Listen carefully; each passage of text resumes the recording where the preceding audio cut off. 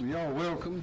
This is Ms. Josie McDaniel Burkett, who will be signing for us. Welcome. We're glad to have you here. It's good to see you. We appreciate y'all coming out on this beautiful Sunday afternoon. As you know, out in the ocean there's quite a hurricane. Last we know is it's up at about 185 miles an hour.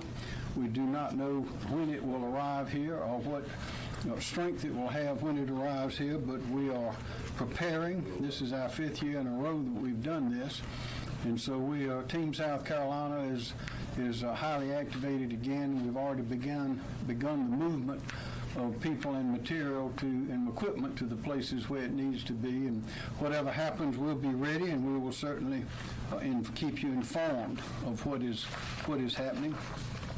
Hurricane Dorian, as I said, is now Category 5. That's 185 miles an hour.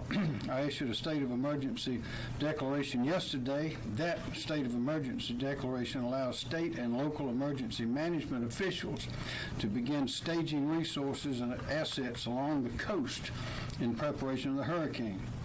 Also, I spoke with President Trump by video conference today, just a few minutes ago, along with other governors and his entire team about the preparations in South Carolina. And of course, he offered any and all federal assistance that we may need. I've asked the President for a federal emergency declaration that will allow for direct federal resources to be accessed by Team South Carolina to assist in hurricane preparation efforts.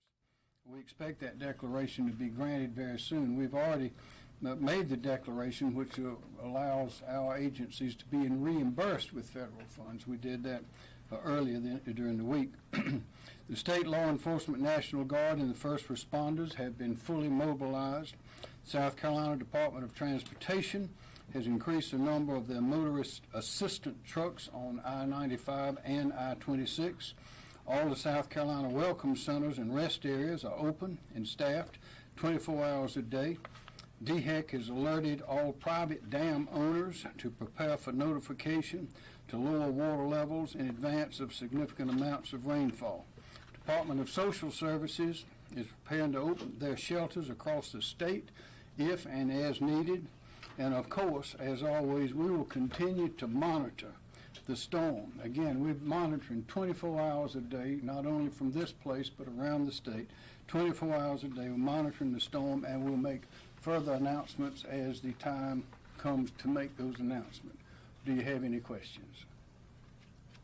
Governor, when you said resources have been activated and mobilized, can you elaborate on that? Is that National Guard troops moving to staging areas? It is indeed. General McCarty, please. Yes, the National Guard, based upon the governor's executive order, has been mobilized. We have approximately 1,000 soldiers and airmen now that are being brought up. They will initially report to their units, and then we will move them on to their staging areas to be in a position to support directions given by the governor in response to the storm. Also, Director Christy Hall. Thank you, Governor. Yes, ma'am. So we have 2,000 of our employees ready for and preparing for what may be coming our way. As the governor mentioned, we have increased our presence along our vital routes in the state to make sure that we're able to keep traffic flowing. And at this point in time, all traffic is moving well around and through the state. Director Leroy Smith, please. Thank you, Governor. Department of Public Safety, coordinating ESF 16, we have 2,785 law enforcement and National Guard personnel assigned to ESF 16 for traffic management efforts. With regard to I-95, we have increased our staffing on the I-95 corridor from the Georgia state line to the North Carolina state line to keep the traffic flowing. So far, things are operating very smoothly. Thank you, Governor. Thank you very much. And there is more, but let's have John Quirello to give us the weather report, please. Thank you, Governor. Good afternoon. As the Governor had mentioned, Dorian is currently a Category 5 hurricane with wind speeds of 185 miles per hour over the northwestern Bahamas, and in fact it makes it the strongest hurricane in modern records for the northwestern Bahamas. Dorian is expected to slowly near the east coast of Florida Monday night into Tuesday before starting to turn northward and increase in forward speed. The latest forecast from the National Hurricane Center indicates that Dorian will track just off the South Carolina coast late Wednesday and Thursday, likely still as a powerful hurricane. It's important to remember that this track can change over the next couple of days, and only a small change in the track will have large implications on the potential impacts here in South Carolina. So at this point, everyone should be preparing now for potentially significant impacts along the coast Wednesday and Thursday. Thank you. Thank you. And with that, Director Kim Stinson, would you give us an overview, please? Yes, sir. Glad to. The State Emergency Operations Center right now is at OPCON 1, that's operating condition 1, which is our full readiness level, and that's for us to be able to coordinate any state response we might have to do in the near term.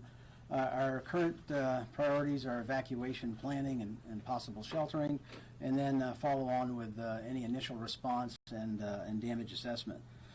We stay in contact with the local emergency managers in all the counties, especially the coastal counties. They're doing pretty much the same thing that we're doing, is taking a look at potential planning scenarios.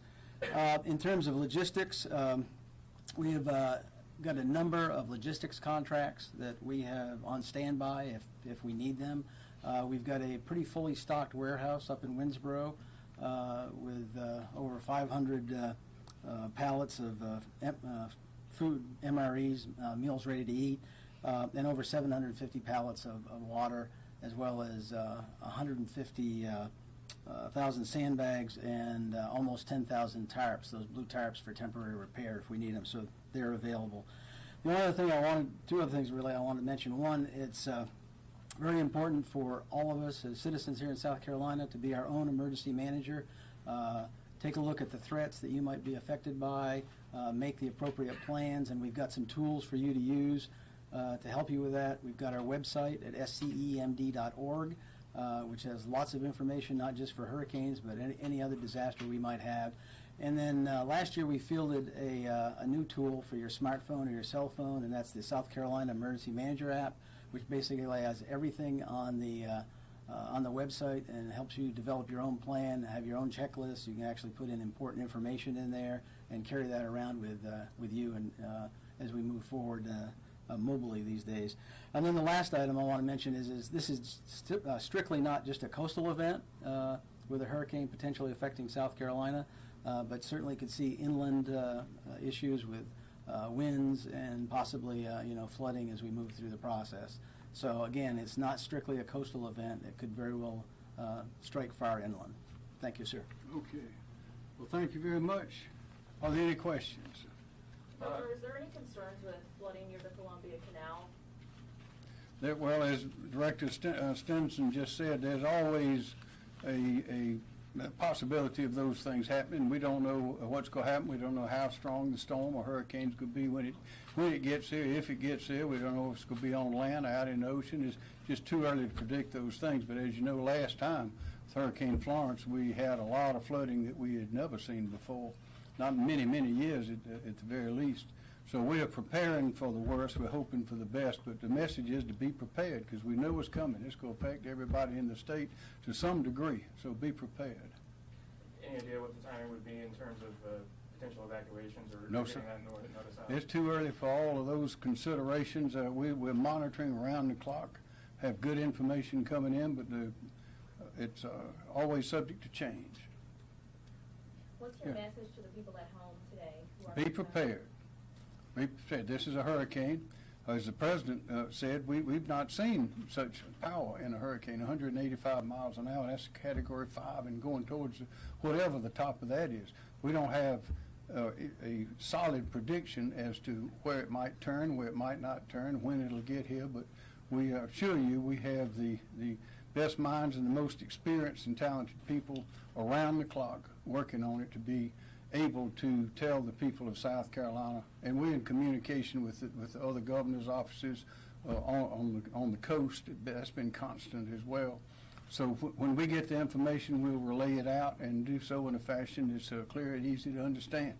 But always, you must be prepared. We live on the coast, so we're going to have hurricanes. This is one more of them. Thank you very much.